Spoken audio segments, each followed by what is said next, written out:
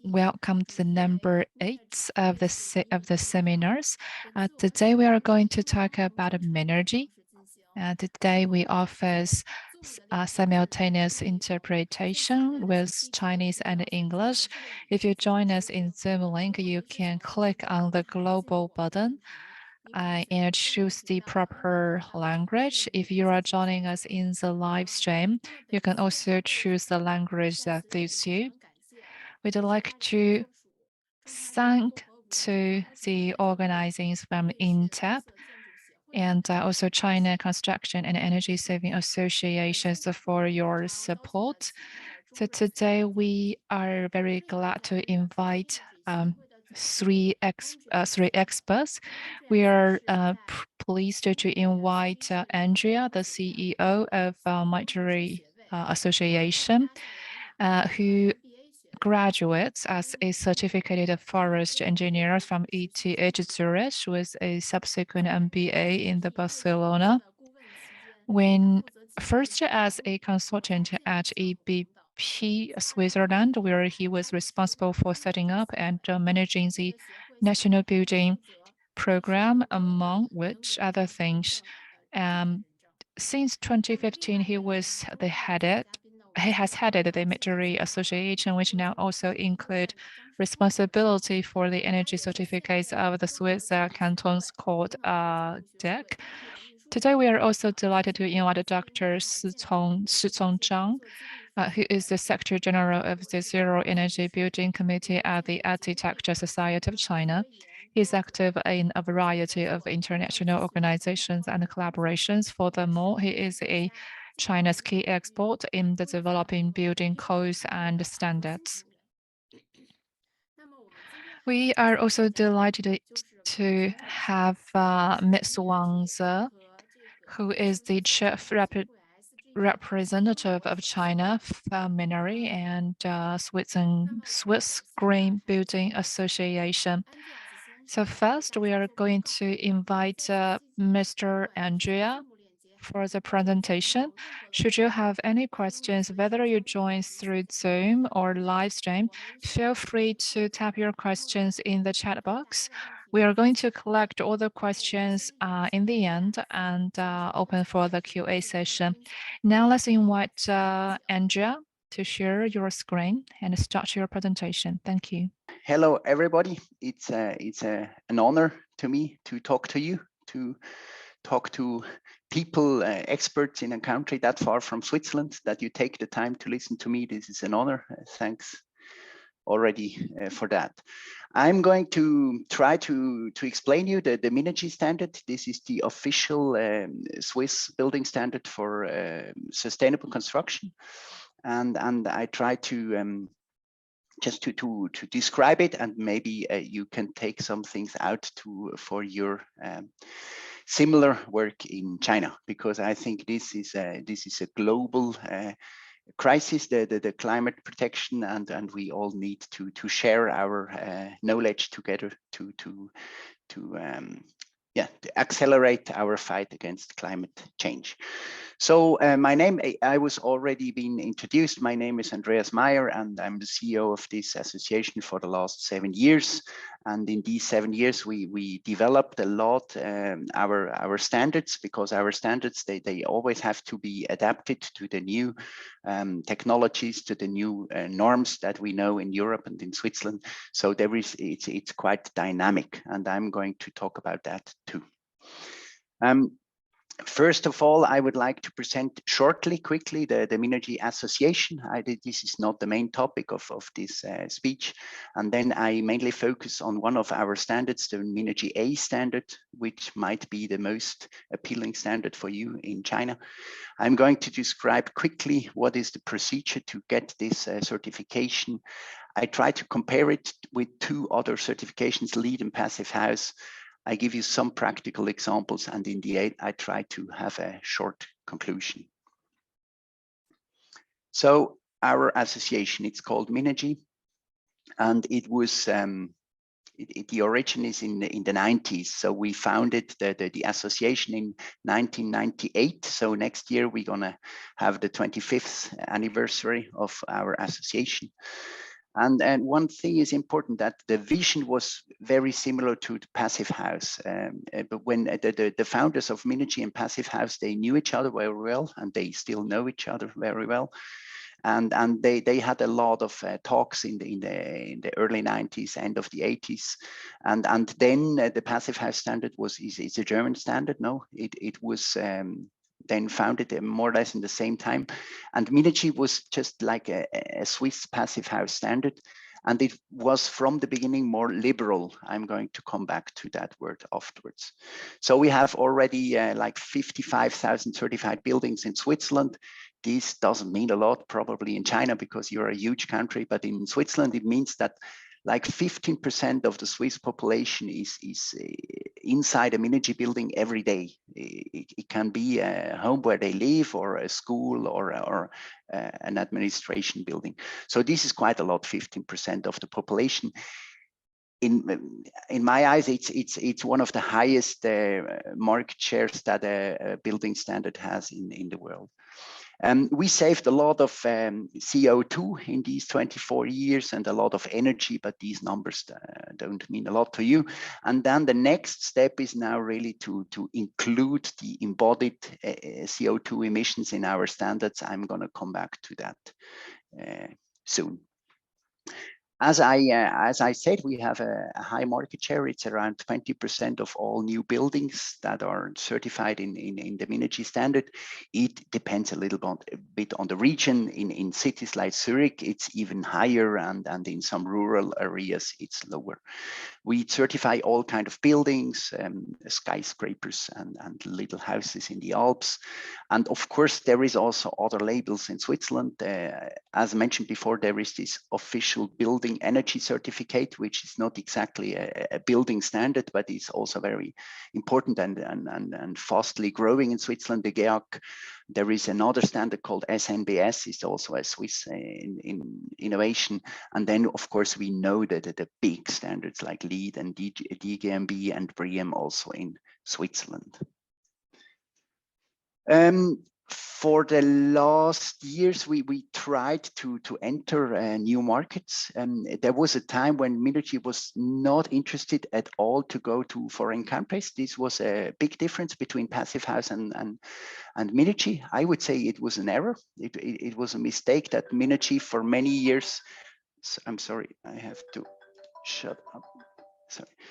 For many years, Switzerland was not really interested in activities in other countries, and now, like 3 years ago, we changed our opinion and we tried to enter new markets. We have already entered Chile and Mexico, and we are discussing now about China and Colombia and other countries.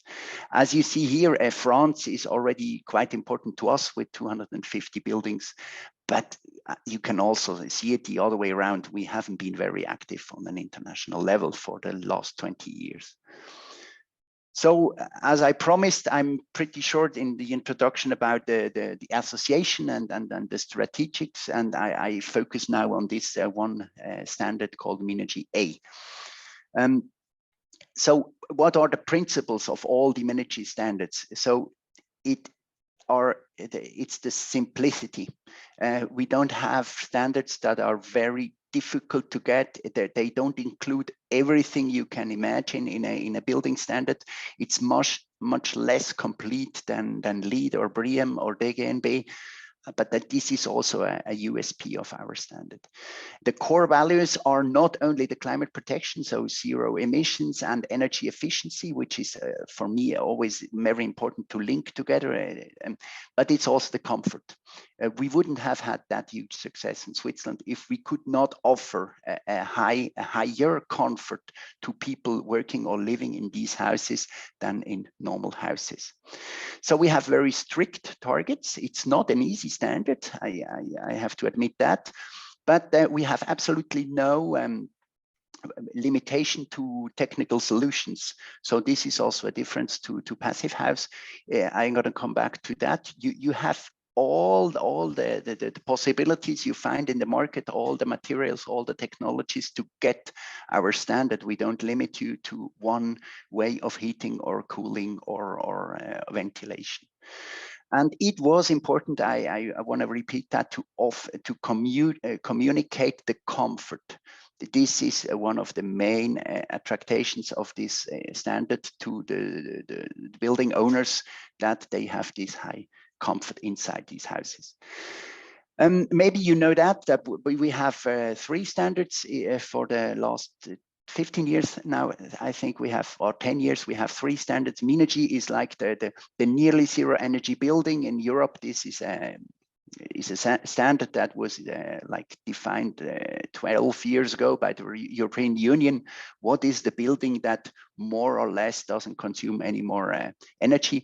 But it means more or less. It's not zero. So it's the nearly zero energy building. This is the Minergie in Switzerland. Minergie P, the P comes from passive house. So it's like the Swiss passive house standard with an excellent, with a perfect envelope. And then we have Minergie A, and this is simply a building that produces more energy in the year than it consumes in the year. It doesn't mean that it produces more in every minute of the year, but it means that the balance over the year is positive. Then we have this eco suffix that stands for health and ecology. It has a lot to do with the materials that you need for the construction. And then we have these MQS. This is processes where we have even more focus on the quality. The one is in the construction phase, and the other one then in the operation phase. This is always voluntary to combine it with one of the standards. You can also just focus on one of the 3 standards: Minergie, Minergie P, and Minergie A. So I have a look at the time. It's fine. So this is our standard on 1 page. So when I said before that this is a pretty simple and focused standard, I hope that you see it here. Yes, it's pretty simple. So I don't need 10 slides to explain it. You can put everything on 1 slide. I start on the right, on the top. So we have this controlled air exchange. You need that in that building because the insulation, it's very good, and it's tight, so there is no air coming in from outside, whatever, from windows or something. You need a ventilation. As I said, we have this tested air tightness. We have a very good thermal insulation. Gonna come back to that afterwards. Of course, we have all the efficiency in the lighting and all the different kind of apparels that you find in a house. We have also some restrictions to water consumption. And then something very important, we have 100% renewable energy for heating and cooling in these buildings. And we already decided that like 8 years ago, and this was not the case even in new construction. Like 8 years ago in Switzerland, we already had a lot of fossil fuels. Now it is more and more standard to really build without any gas or oil in Switzerland, also when you don't certify Minergie. Then new in green, on the bottom, we have this balancing of embodied emissions. This is very important in the balance of a building, that you don't only focus on the operational phase, but also in the construction phase, because there we have some problems to solve. Energy monitoring system. If you don't know what you really consume in reality, you can't improve the operations. So this is important. Then, of course, we have this Minergie index, the total energy balance, and this is like the main criteria of our standard. So you put all the consumptions together that your building has for the heating, for the cooling, for the ventilation, for the lighting, whatever, and you have to calculate your Minergie index. And this Minergie index is with Minergie A, it means that it has to be 0. You have to produce more with your photovoltaics than you consume with everything together. And this is why we have also some photovoltaic system on any Minergie building. So now I have just 2-3 more things. So the climate zones, this Minergie standard works in all climate zones. We have now examples in all over the world in hot, dry, and hot, humid, and dry, cool, and humid, cool, whatever climate zones. And we are open to any calculation with any tool that you apply in China. I don't know if you calculate with EDA eyes or with other tools. We don't care. If it's a good tool, and you don't just have to give us the number, but we have to understand how you calculated the energy balance and also the protection against overheating in summer, and we accept it. We are in Latin America focusing more and more on the ASHRAE climate zones, but for China, this is not decided yet. And the graphics on the left is from Professor Armin Binz that developed the tool now for us for Latin America that really helps to calculate what is your heating demand and cooling demand. And as you see, you can take any city in the world and you can include it in these graphics. And we know the Minergie index that you have to fulfill. And the Minergie A index, as I said, you have to produce more than you consume and without fossil fuels. And I have to say that this is not easy. This is not easy, especially if you have a lot of dehumidification and a lot of cooling. It's not easy. So you have to be very careful with the building envelope. You need a very good building envelope. So it means you need a very efficient cooling and efficient heating. If not, you will never fulfill this Minergie A index, which is 0. But you're free. You are free to play with all the possibilities you have in construction. You can play with how many windows you want to have and what is the material for the installation of the building and what is whatever. You can play with everything, but in the end, it's hard to get this number to 0 or to a positive value.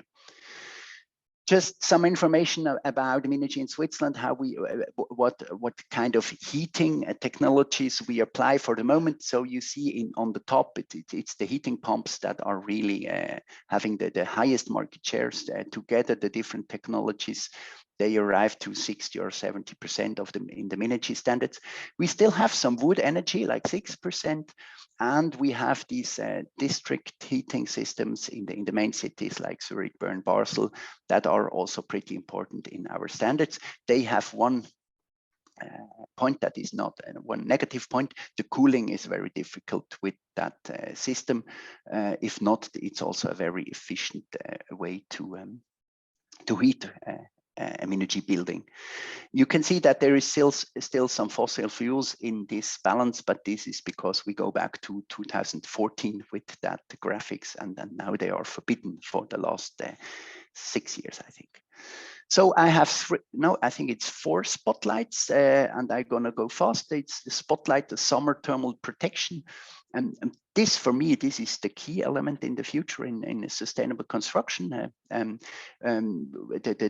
climate is heating up. On the left, you have the headquarters of Novartis in Basel, and they have a very, very good cooling system combined with a very, very good summer thermal protection. It's a Minergie P building.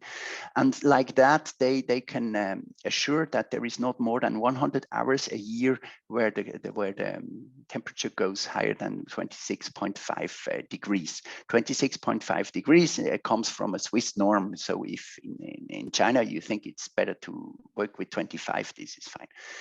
So you have all that possibilities. I know that I repeat that several times, but you can do whatever you want to reach this number. You can work with the windows or the movable sun blinds or shading or whatever. But cooling is permitted. So you can also say, first of all, I have a good envelope, and then, of course, I apply a cooling system.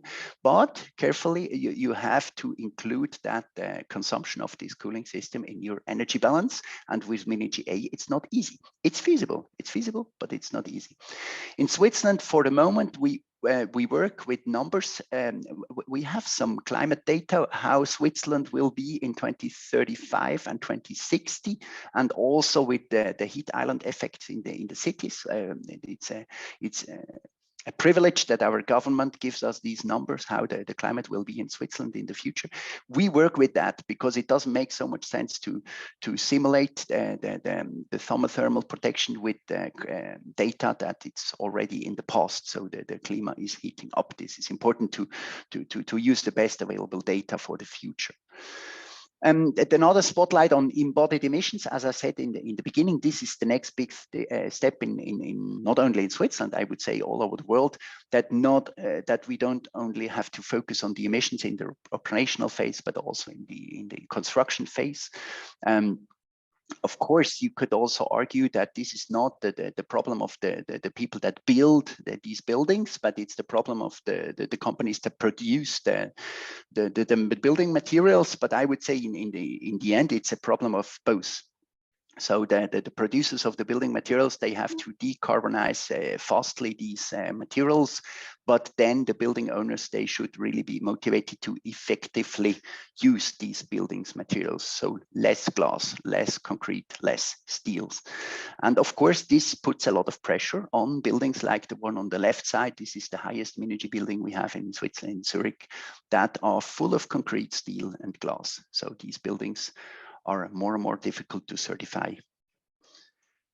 So the last spotlight, I think it's on the net zero definition or the zero carbon definition. I know that there is a lot of definitions all over the world. In Switzerland, at the moment, we distinguish between two definitions. We have one definition that only focuses on the operational phase. We can say it's net zero emissions in operation. And then, of course, you can say you add the construction phase. And if you have the scope 1 approach, so in Switzerland, every Minergie building is zero because, of course, we have no fossil fuels in it. With the scope 2 approach, so you consider the CO2 emissions from the electricity production, we are not already there. But there is more and more people that argue that when you produce more of the energy on your roof than you consume in the lifetime of your building, as the Minergie A standard says, then you somehow just compensate that and you are zero emission. Oops, I don't know what happened. Do you see my slides again? Yes? Okay, sorry. According to IPCC, to really go to zero, you would have to have negative emissions. And for the moment in Switzerland, this is not applied. There is not a good methodology how to balance these negative emissions and how to buy them on the market. But this, of course, in the end must be the goal, that you compensate what you emit with negative emissions in the methodology that the IPCC tells us. The last spotlight, the building envelope. I don't want to lose a lot of time on that, but if you don't have a good building envelope, you are lost with Minergie A. You need a good envelope. If not, you will never get to a zero. And it has also this huge effect on the comfort. It's not only that you have it easier to get to the Minergie index, but it's also the comfort that you get in heat, in winter and in summer. So for me, this is the basis of all the sustainable construction has to be based on a good building envelope. So the procedure, we know 2 audit steps. So first of all, you have to send us all the planning documents, and I'm going to show it on the next slides what we are talking about. And then we do a first audit of your project in the planning phase. The good thing is there you could still do some improvements because you're not already in the construction. So we can communicate together. We can we can handle that, and then we give you an information. We say, okay, if you construct it like that as it is planned now, you will get in the end the Minergie A certificate. Then you do the construction, and then you send us all the documents we need to make sure that you really constructed what was planned, and you get the certificate. For the moment, all these projects are checked and certified in Switzerland, in English or German, you can choose. And the fees you see on the left side, this is not the exact view, but it's approximately in US dollars a fee that you have to pay for this certification. And in general, you can see that this fee is not very, very high. So this cannot be the main hurdle for Minergie A certification. And here you have the deliveries. I don't want to read everything because I have just 8 minutes left, but of course we need some plans, and we need information also about the technologies you want to apply there, and you have to have some energy calculations there. Also, we are pretty liberal in what kind of calculation you show us, but it must be more than just a number. We have to to be able to check the calculation, to be able to understand what you calculated. But then we, if it is in English or German, we can check that and we accept it. So I try to compare now Minergie with two other labels. I must say in the beginning that I am very careful with that, because in my eyes, any sustainable construction is great, and any label that leads us to a more sustainable situation in the construction sector is great. So I don't want to criticize other labels. This is very important to me to say it in the beginning. I try to compare it now to LEED and Passive House because people ask me to do that, but it's very important. I don't want to say that we are better or worse or whatever. It's just a comparison. So here you have Mike and Robert Minowski's comparison. We worked together on that, and we have 5 criteria. So first of all, the coverage of sustainability aspects. Minergie A is less complete than LEED, so it focuses on environmental aspects and comfort, energy efficiency, photovoltaics, emissions, whatever. But it's not as complete as on the right side LEED. It covers more. Passive House is pretty similar to Minergie A, but it doesn't have a requirement on photovoltaics. So it's Passive House is like Minergie P, and Minergie A is just on top of that. You have the energy production on the roof or in the facade. Then the climate protection effect. So how much effect do we have in the fight against the climate, the global warming? I would say Minergie A is very effective in operation and construction. Passive House is very effective in operation. I would say very, very effective. And LEED, you have differences. You have, I know LEED buildings that great and perfect, and there is other LEED buildings that have other focuses than just these emissions. So that there is more heterogeneity there. Flexibility in the solutions and materialization. I would say Minergie A is very flexible. This is maybe the point where we have the biggest difference to Passive House. This is pretty limited in the Passive House standards, and LEED is also very large. It's probably comparable to Minergie A. Then the normative basics in Minergie is based on Swiss standards. We are working now on internet, make it more international, but this is not today. It's not the case. Passive House, this is it's a great thing. They have this international standard, and LEED is the US standard. So, and in the end, how much effort do we have? Do you need to get the certificate? I would say Minergie A it's pretty low because we focus on few topics. I would say Passive House is similar, and of course LEED has higher costs in the certification. But I want to say in the end again that that doesn't mean that one is better than the other. As you see, if you say that a sustainable construction for you means that everything has to be included in the standard, then you go for LEED. And if you say you have a focus on climate protection, maybe you say it's rather Minergie A or Passive House. And if you want it very liberal, then you rather go for Minergie A than for Passive House. But it's not better or worse one or the other. So just to finish, I have a look at the time. That's great. Some examples, some buildings, because like that I give an image to the standard, and you can see the variability in this standard. On the left, you have a solid construction. It's the Basel Art Museum, and it's a construction that shows a great envelope. So you have invested a lot of embodied energy to construct that building, because inside you have all the art of Picasso and whatever, and they need this perfect indoor climate. They need like a comfort. These buildings, these paintings need comfort, no?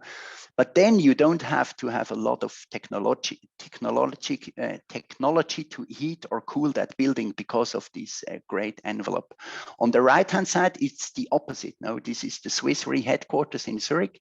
And as you see, it's full of glass, it's fully glassed, and you need a lot of energy. Believe me, you need a lot of cooling, especially cooling, to get the indoor conditions are always on a level that Swiss Re would like to.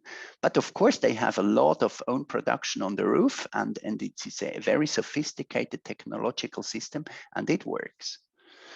On the left-hand side, you have this is the university, the ETH in Lausanne. It's another example of a building that has a big potential to overheat in summer, as you see with these huge glass facades. But it also has a lot of technology that this is perfectly adapted to that envelope, and it's a high-tech building. On the right-hand side, it's another museum. It is very low-tech. This is really very low-tech. It's very heavy, that building. It has a lot of material, and like that, it works, especially in summertime, pretty well. Then you have on the left-hand side just an example of Credit Suisse. These are some hotels that are built now in the Minergie standard. Hotels, of course, the people like to have a good indoor climate in a hotel, so the standard works there. On the right-hand side, this is the biggest Minergie building we have in Switzerland. This is the new building of the Zurich airport, the main airport in Switzerland. And it is huge, and it is also a lot. It's a high-tech building, as you may see on this picture. Then we have two examples of Minergie A. Minergie A on the left-hand side, it's an administrational building. As you see, a lot of photovoltaic own production. I would say it's not even maximized. You could put more photovoltaics on this roof, but it works in the energy balance because the envelope is very good. On the right-hand side, it's also an industry building in St. Gallen, also certified Minergie A. And to conclude, that the last images, I just took two images of two projects we have now in China. You can better read the name of these projects and cities because my Chinese is really not good enough. But as you see, we have now the first projects in China where these building developers, they try to reach the Minergie A standard, and we are pretty optimistic that this is feasible, especially on the right-hand side. This will be pretty easy, we would say, to certify the Minergie A. On the left-hand side, we need a lot of cooling because of the glassy facades, and it is still tricky to get to a zero in the end, but we are optimistic. So my conclusion, and a last quick, yes, I have 1 more minute left. So I would say Minergie A could be an attractive building standard for Chinese investors because of these reasons. It is pretty simple, and it is pretty cheap. It is pretty liberal, but it's very effective. So we focus on few things, but we do it carefully. You can apply it in all climate types. Of course, we have much more experience in climate types where you have to heat and less experience in climate types where you have to cool. But even in the south of Switzerland, we have some areas where it's more about cooling than heating. So we have experience there. We have this proven certification process with clear specifications. You get Swiss quality. I don't know if this is important in China or not, but in the end, it's like a label. It's a Swiss quality label. And you have an economically and technically optimized method for achieving net zero CO2 emissions as quickly and as efficient as possible. So thanks a lot for your attention, and I'm open to questions afterwards. And I give back my screen. Thank you. Thank you. Thank you, Andrea, so much for your sharing. And we will leave QA to the end. And we're going to continue with the presentation part. We're going to invite Dr. Zhang Shicong. And after the presentation of Dr. Zhang, we are going to enter the Q&A session. Should you have any questions, please feel free to leave in the chat box. We are going to collect and answer. Okay, thank you for your kind introduction. And distinguished guest from Switzerland. Hello, Andrea. Hello, the experts on the Sweden side. And nice to meet you. My name is Zhang Shicong. I'm going to talk about the evaluation standard and the practice of the nearly zero energy buildings here in China. And there are three parts of my sharing. The first part, I'm going to talk about the basic status of the nearly zero energy building in China. Secondly, I'm going to talk about evaluation standard system of nearly zero energy buildings. Last but not least, I'm going to talk about developing trends of nearly zero energy buildings. So that is basically what I'd like to cover for today. And we know that it is nearly zero energy buildings started in 1980s, and lots of experts back then has mentioned that they want to make some improvement and trying to figure out our ways to improve our standards. And so basically here in China, the standards on the eco buildings upgrade every 10 years. So starting from the 1980s, we basically started upgraded for 3 times and improved for around 30%. So in terms of energy saving, the energy conservation, energy saving nationwide has improved to 65% compared with that in 1980s. And we have been talking about the zero carbon goals. And looking into the far future, what else can we do? So we are looking at a 2020 to 2050. And basically we are approaching to the nearly zero energy. And also heard from the Andrea talking about there are different standard, different criterias. There are mineral A, mineral P, and that's the same case here in China when we are talking about this energy conservation. So like we mentioned, we have the ultra low, nearly zero, and zero energy consumption. So that is the three levels of structure of China's nearly zero energy buildings. And we also settled the corresponding criteria, technologies, and requirements accordingly to the three levels.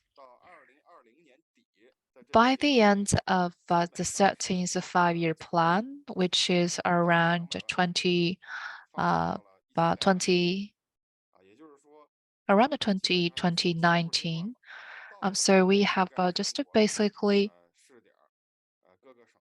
established over 12 million square meters of the nearly zero buildings, especially after entering into the 14th five-year plan, which it was between 2021 to 2025. It was proposed by the Ministry of Housing, Urban and Rural Development that by 2025, we are going to build up over 15 million square meters of ultra-low and nearly zero energy buildings. And this is the requirements put forward by the central government. And regarding to different provinces, they have their corresponding goals. So like in Heilongjiang province, Shanghai city, Beijing city, they have proposed their own individual goals for establishing and building up those nearly zero carbon buildings. So this is basically an introduction that we have already started, and we are making our way approaching to our goals of the nearly zero of buildings. We have three standards, three books, or to be more specific, the first one is the technical standards of nearly zero energy building. And this is like the kind of foundation for that criteria. And on the basis of this, we have also launched the 2 other books of the criteria of the requirements. There are evaluation standards for nearly zero energy buildings and we also have the standard for the testing and evaluation of nearly zero energy buildings. And so for the third one, we have quite specific requirements for the testing and the qualifications of the buildings. So the 3 brochures, the 3 standards combined together are the evaluation standard systems for the nearly zero energy buildings. Since China just to get started in this perspective, we put our focus on the evaluation and validations in the designing process. We will check the design maps, and we will also look into the design procedure to see whether the buildings is qualified. I'm going to say a few words about the procedures of the evaluation. It started with the submitting by the property owners. And I think this is very similar to the practice of Minergie, according to Andrea. So the property owners or the design house should submit an application and also submit a series of materials needed. So that's the first step. The second step will be the declaration by the authorizations. They need to look into the materials and look at whether the material, the technologies are qualified or not, are okay or not. And the whole procedure for the evaluation takes around 3 to 5 months, starting from the very beginnings of the submitting of the application. The whole set of the nearly zero energy initiated in 2019, and therefore China Academy of Building Research has completed the technical review of over 261 projects since 2019, covering 3 levels: ultra low, nearly low, and zero energy buildings. And those are some pictures of the evaluations. You can see the picture on the bottom left. Those are the materials that submitted by the property owners. You see in front of each expert, there is a whole stack of the material that needs to be reviewed. We organize these reviews for once a quarter, and for the whole review session will last for 1.5 days. And for each half day, the one expert can go, with the whole expert team can go through around 3 to 4 projects. And for the programs for the building that has passed the evaluation and successfully certificated as the nearly zero buildings, we are going to have those awarding meetings. So for this quarter, we just organized the whole awarding and listening, as well as the issuing certificate ceremony online this morning. Around 200,000 audience watched the whole issuing ceremony for this quarter. And on top of those, the evaluations, and we also shoulder the responsibilities of broadcasting and promoting the standards. So we also published the cases that has been evaluated previously into books for a better communication. This is a book about the best practices of the nearly zero energy project in China. And this morning, we have summarized we have actually published the 2022 Nearly Zero Energy Building Collections, where we have enrolled over 100 projects, covered for around 4 million square meters of the areas. By summarizing the two projects, we find that in the past 5 years, since the beginning days of the nearly zero energy buildings, there are 10 trends. The first trend is that the national coverage has been basically completed.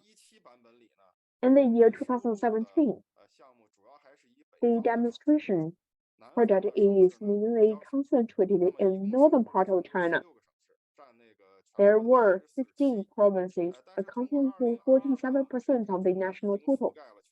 But in the year 2022, nearly zero energy building has developed from the north to south, covering 45 provinces and cities, accounting for 75% of the provinces and cities in China. So I think the national percentage is actually higher than 75%, but we only include the examples from the 75% of the areas in China. Second point we are going to see is that the building types increased. In the year 2017, the report has been focusing on the traditional residential buildings and office buildings, accounting for more than 60% of the total. In the year 2022, this number has been covered with 11 different building types, including in the case collections. This year, it includes 11 different types of the airports, hospitals, transport hub, as well as the notoriums, museums, shopping malls, industrial parks, and as well as the indoor seating areas. So for the different types of these buildings, we have conducted our explorations in the nearly zero emission buildings. The third trend is that we are seeing a rapid improvement of the cold, warm winter zones. In the 2017 variants, Facebook mainly focusing on nearly zero energy building technology systems of the typical buildings in the severe cold areas, accounting for 80%. But in the year 2022, this ratio has been accounting for 49%. That is to say, the southern part of China is accounting for around 40%. If we divided them by the different temperature, we are going to see that these severe cold areas has been dropped to 5% by the original 10%. The cold regions the ratio has been dropped by 24% to 46%. And for the hot summer and cold winter areas, the ratio from 2017 to 2022 has grew by 25% to 37%. And for the extreme warm areas, this ratio also increases. And just as Professor Andreas mentioned, the Minergie have the ratio for the Minergie P and Minergie A. In China, in the year 2017, if we are put it in parallel with Minergie, we are going to see the ultra low energy building has been accounted for 80%. By the year 2022, as China has emphasized more on the energy conservation, the proportion of the building with near zero building has been increased by 48%. The ultra lower energy building is becoming 52%. The near zero energy building is accounting for 35%. And the zero energy building is accounting for 13%. This is the development trend. The fifth part is about the mega public construction project. If you look at the project that we have included in the year 2017, you are going to see that for the top 5 buildings, the total areas is accounted for 12,000 square meters. We are lacking the super huge buildings in China, but in the year 2022, we have included a lot of buildings, which is above 20,000 square meters. If we select the biggest 5 buildings, the average number goes to 42,000 square meters. That is 2.5 times the previous average numbers. This year, I also want to mention one project, which is the Nanhai Cultural Center. The building covers an area of 169,561 square meters, and also for the Zhengzhou Foreign Language Centers, as well as another project, they are accounting for a really large areas. The sixth trend is the skill promotions of the pioneer real estate. 5 years ago, the demonstration project mainly focuses on the single buildings in a large-scale continuous constructions. But in the year 2022, we have the 3 residential areas surpassing in the levels that we have been designed. The the seventh point is the fine construction and accurate operations.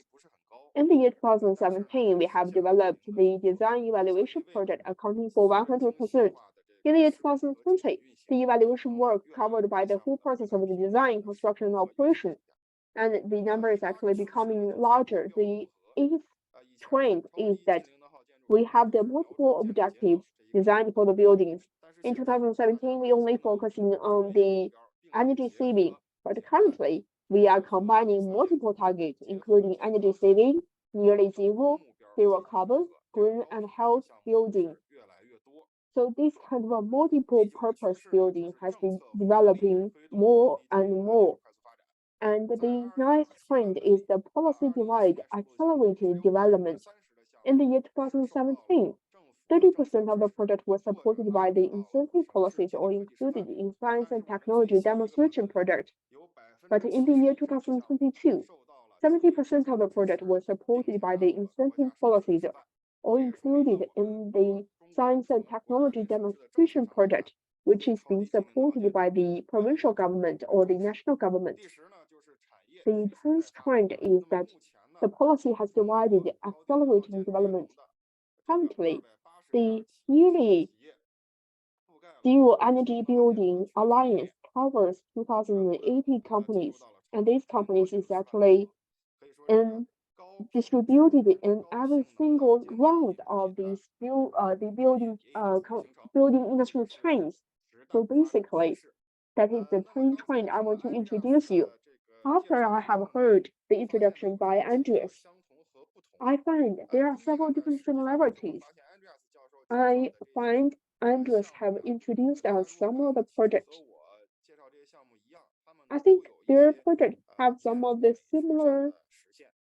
similarities with us. For example, these different buildings or these different centers or headquarters is pursuing for the aesthetics as well as the ultra lower carbon emission. Definitely in Switzerland, they have their own features. In Germany, they have Bauhaus, but in China, we also have our own designs and our own pursuit of the beauty. Second, I could say that we are all moving toward for a higher efficiency. With a mature technological systems, all of us is actually pursuing for a higher target. And another differences I want to introduce you is that I have seen Andrew's introduction about the embedded carbon emission. Andrea mentioned that Switzerland have some of the requirements of the embedded carbon emission, but in China, currently the standard has only been focusing on the main problems. We know that operational carbon emission is accounted for 80%. So that's the reason why we have been focusing on the operational carbon emissions. We have not put too much focus on embedding the carbon emission. The second part I want to talk about is about the evaluation standard system of the near zero energy building. I think Andreas has mentioned that there are two different technical requirements. So in Switzerland, so that is my comparison between my report and Andreas' report. So thank you so much. That is my report. Thank you so much, Director Zhang. Now we are going to enter into the Q&A sessions. So far, I can see that we have not received any questions from the chat box. We encourage all of you to input your question in the chat box. We have the experts in the near zero carbon emission, so you can ask us the relevant questions. If you don't have any questions, Andreas, do you have anything that you want to say to Mr. Zhang, as well as Robert? Do you have anything that you want to say to our colleagues, Dr. Zhang?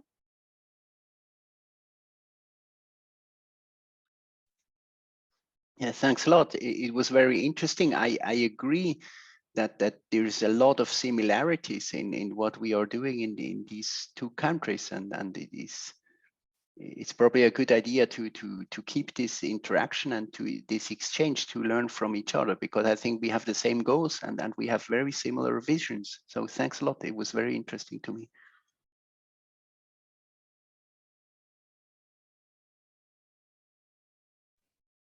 At the moment, I have no questions. So it was very interesting. Thank you very much to see how it's going on in China. And it's great.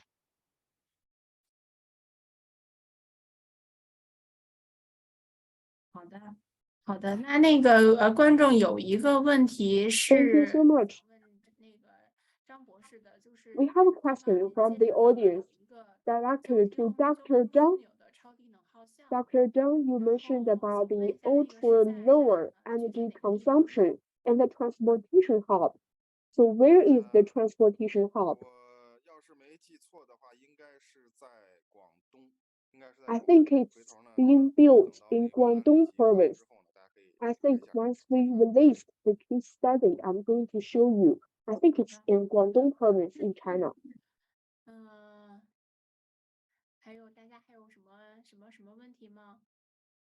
Do we have any other questions from the floor?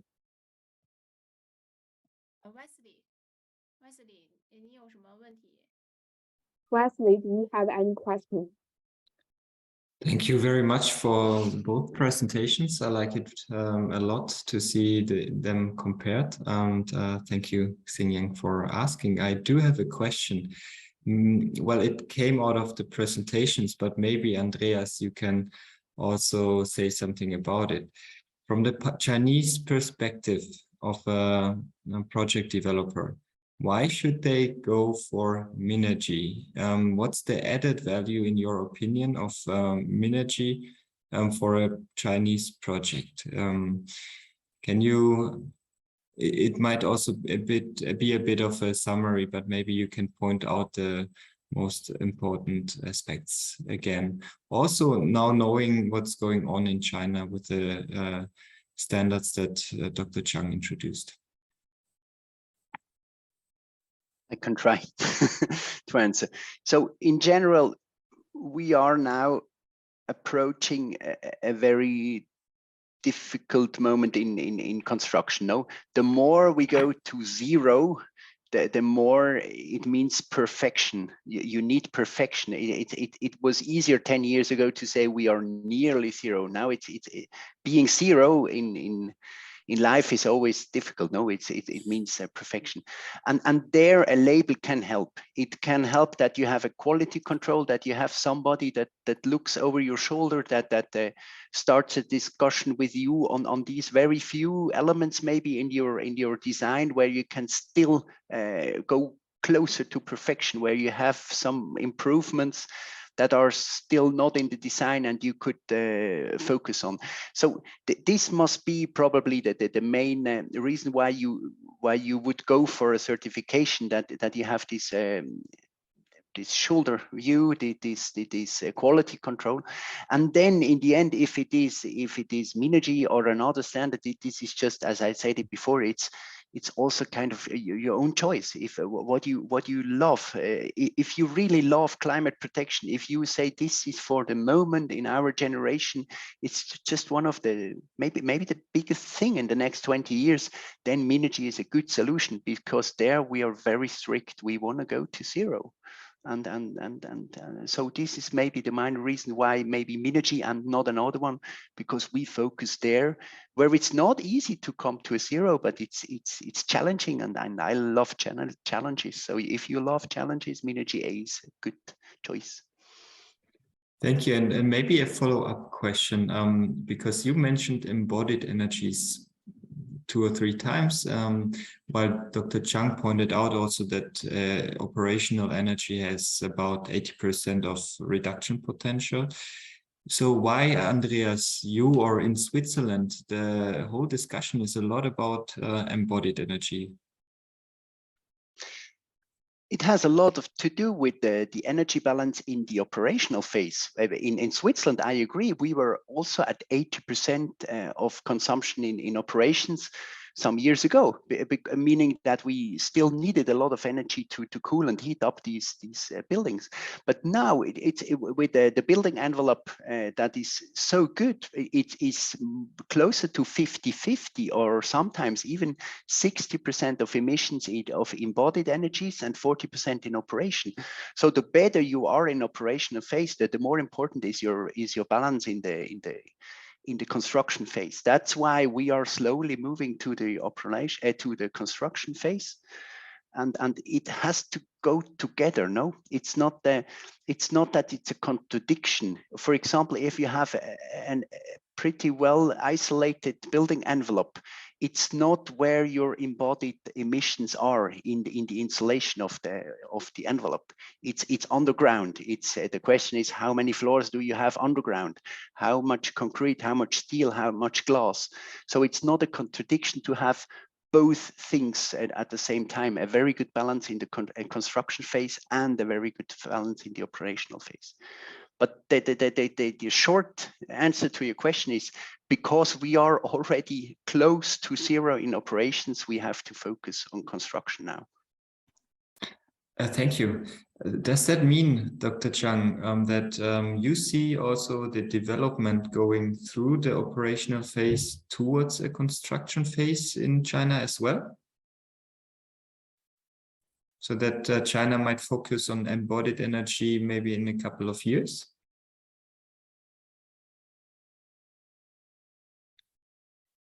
Xinyan, you might want to... no, okay. 好的。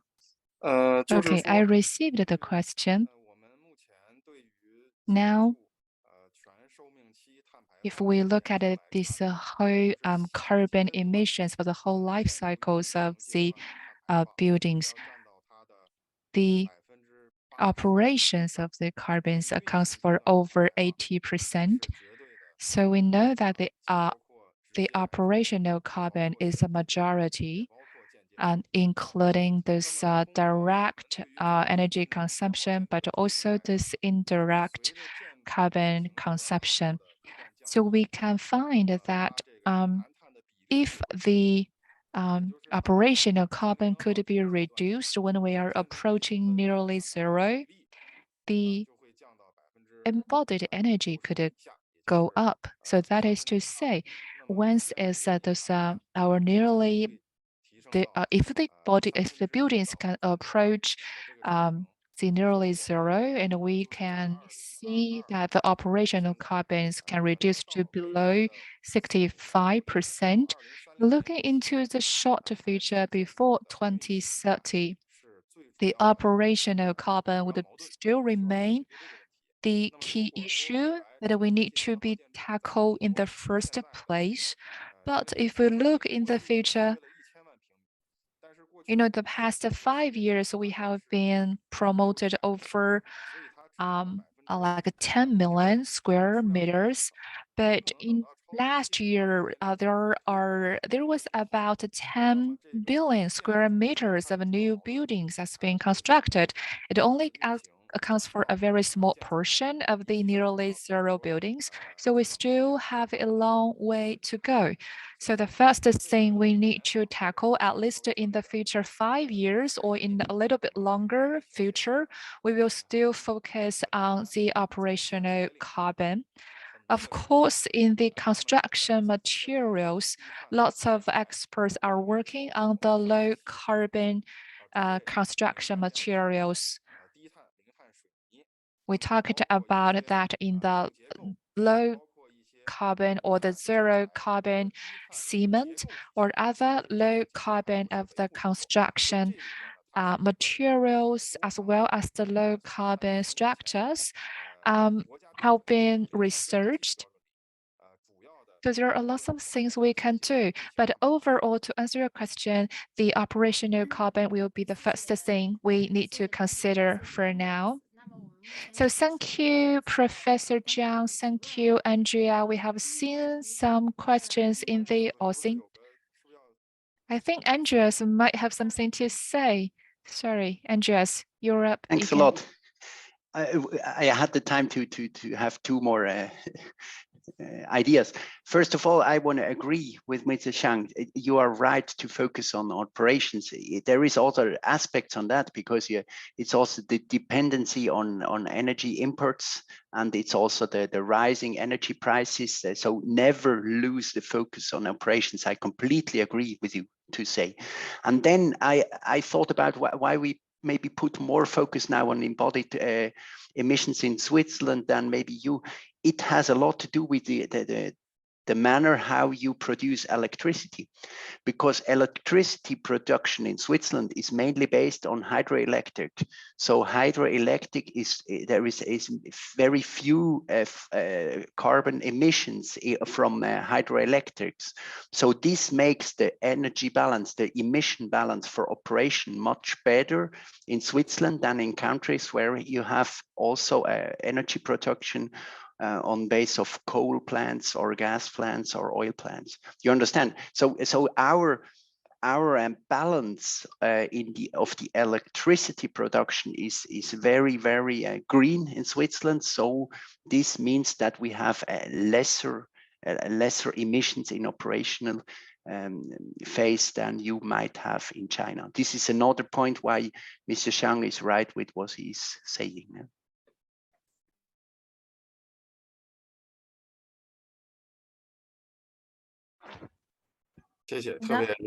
Thank you, Andrea. I totally got your point. Thank you, Andreas. Thank you, Professor Zhang.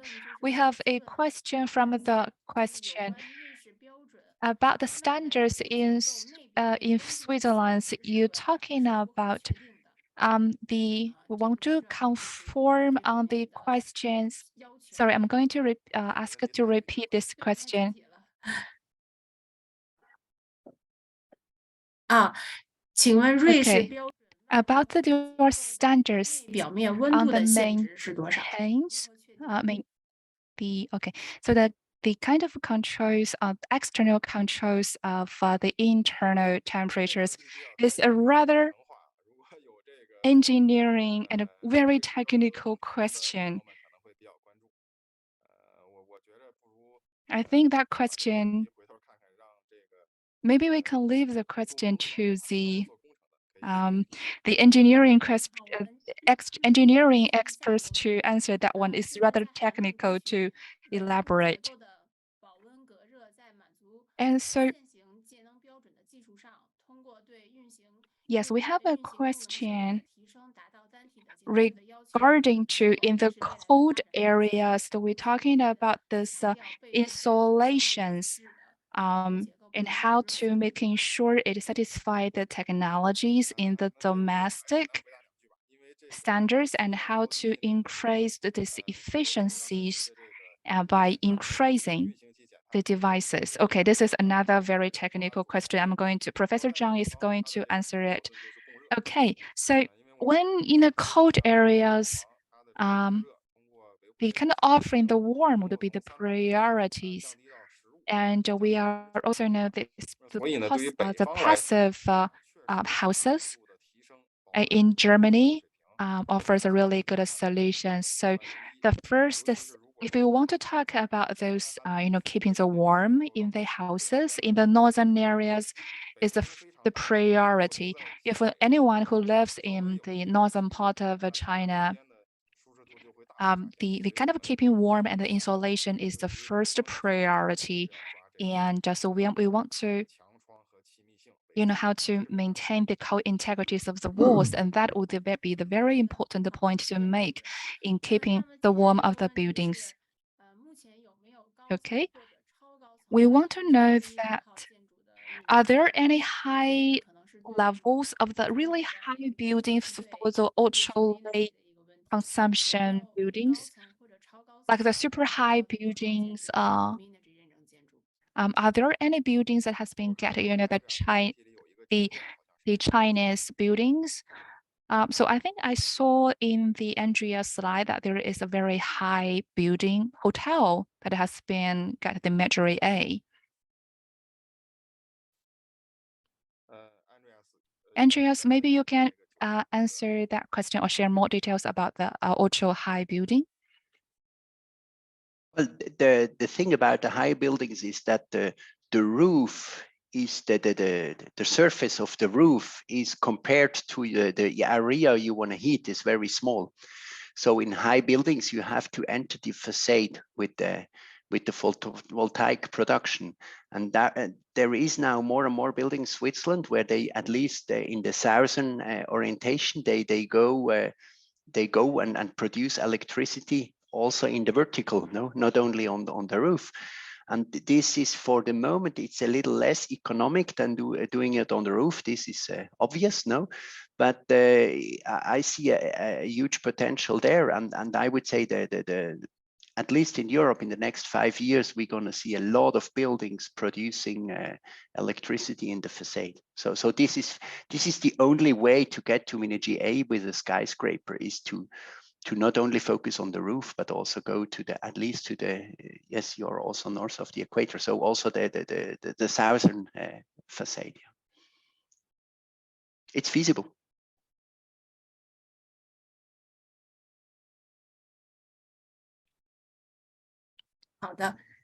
Okay, thank you. Thank you, Andreas. We have a question for Professor Zhang. In China, for the programs who have been got certificated in the operational stage, the data of the energy consumptions in the operational stage, are they the same data in the design phase? Are there any difference? Okay, the answer is it's very hard for them to have the data that could be totally predicted in the designing process. So in the operational process, we can see the data differs from their design map. So we have been seeing this kind of a difference. And we can see in some programs that for those programs that they have already got the certificate in their designing process, but actually in their operation, things have changed and data are different. So if we find situations like that, and we would like to give them a chance to kind of collaborate on their data between their operations and their designs. So that is our approach here in China. Okay, thank you, Mr. Zhang. We still got some time left. So Roland, do you have anything to share with us? Roland, yeah. Yes, thank you, Xinyan. I have one very practical question and some opinion to transfer. One,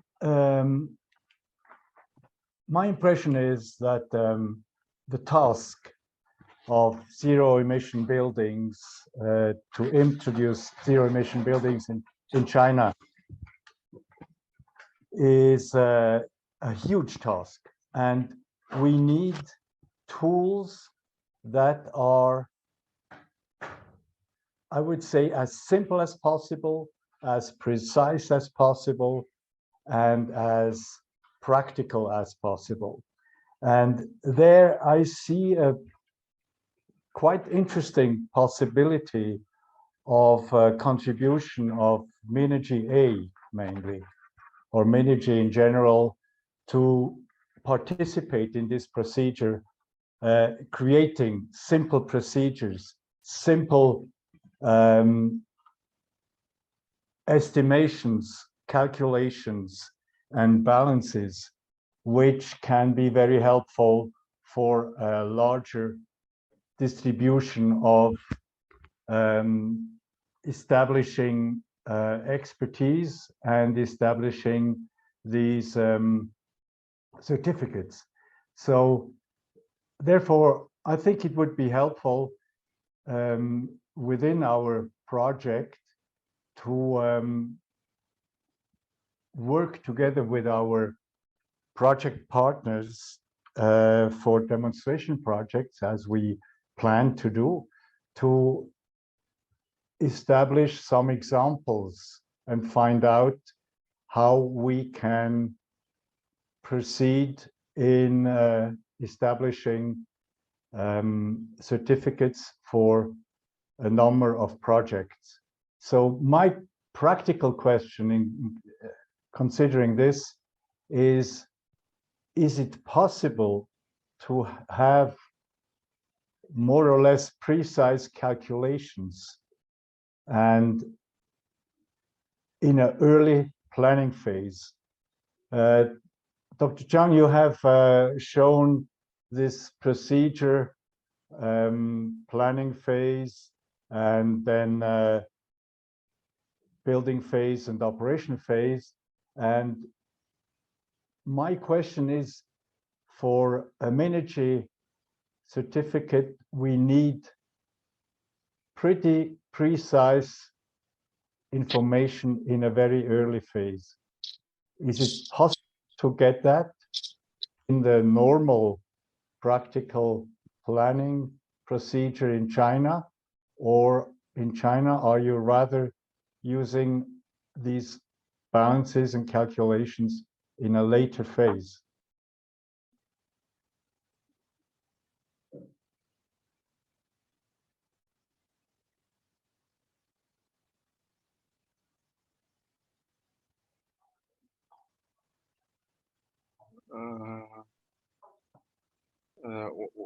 我理解 Roland 这个是一个问题嘛，心妍。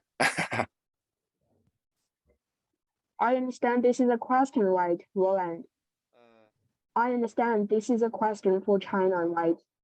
Yes, yes. The first part was an opinion, and the second part is a question. Yes, right, right. 就是说是这个设计、施工跟运行评价是吧，心妍？我理解。对，就是就是在最后一步做这件事儿，然后对它的整个的影响。最后一步是指运行吗？就是那个麦克。Could you please repeat your question? Thank Yeah, you. okay. I'm sorry. It was not very precise.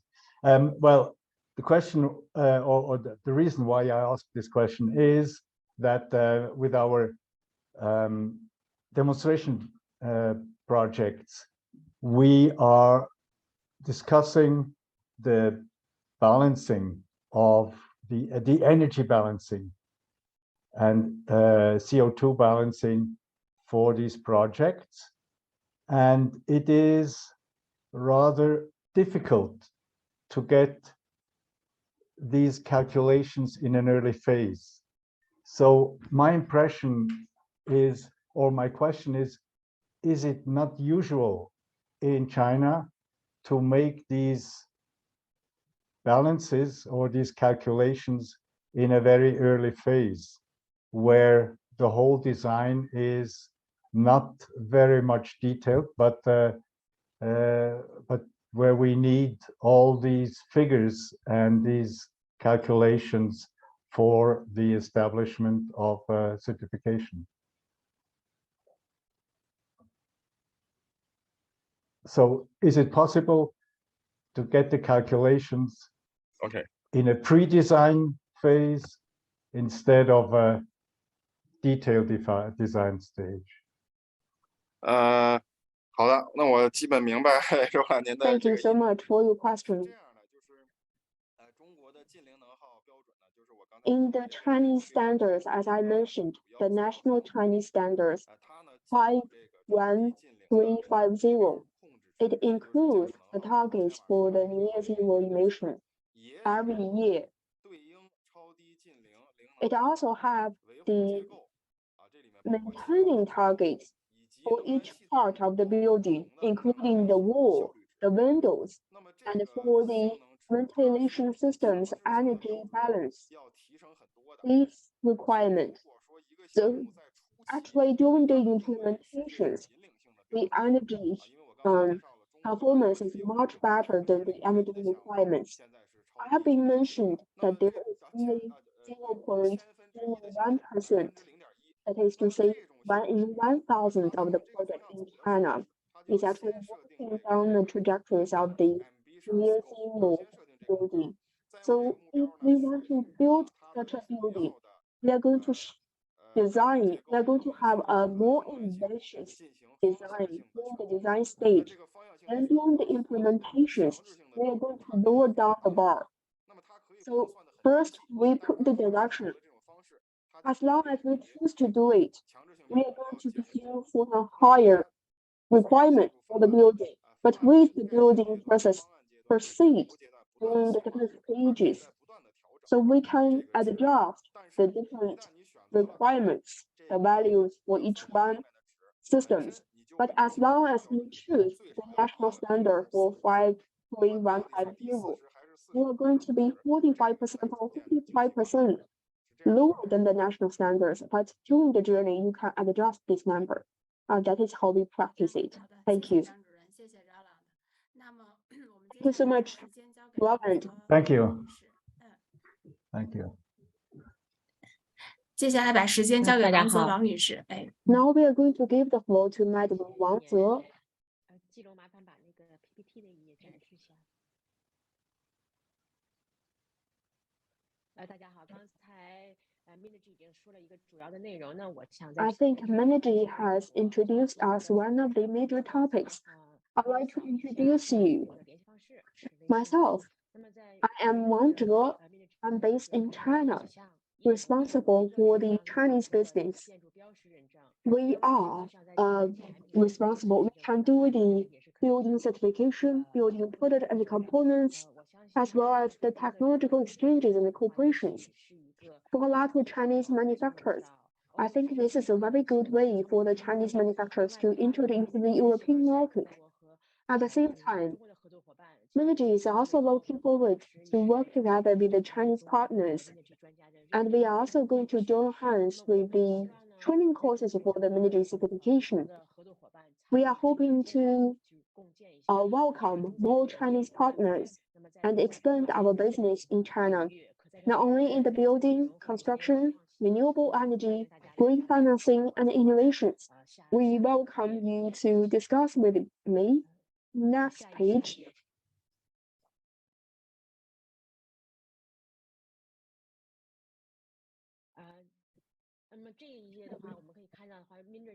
In this page, this is our official WeChat account. By following this WeChat account, we are going. You can read some of the columns for Minergie. We also have the columns for the GIAC. There are more sharings about the Swiss successful stories, Swiss green building campus, as well as informations for the manufacturers. We also provided one set of the training courses, which is called the Pinpoint Sustainable Building courses. There are multiple principles. We also want to thank the colleagues from China and Swiss to provide us such a rare opportunity. We can give our Chinese friend a brief introduction. Thank you so much. 好的，谢谢王子老师。 Thank you so much, Madam Wang. 谢谢您。哎，好的，那我们今天的这个中瑞系列研讨会，那么 Now we are going to conclude 接近尾声。 today's 我们今天也是全 ZEB 面地 Talk. 了解了一下中瑞两国有关 Today we have overarching understandings of the latest development for the new civil buildings. 次的非常感谢 We want to thank all of you. We also want to thank Mr. Andreas from Minergie, as well as Dr. Zhang from CABR. I also want to thank the colleagues from Minergie in Switzerland, as well as Madam Wang from Minergie China. We thank all the distinguished guests joining us today. We also want to thank Winter, as well as the Switzerland Embassy in China. If you want to understand more about this project, if you want to understand more about the Chinese certification, please follow our chat account. And we welcome all of you to join us on this monthly China Speech ZEB Talks. Thank you so much. We conclude today's webinar. Thank you.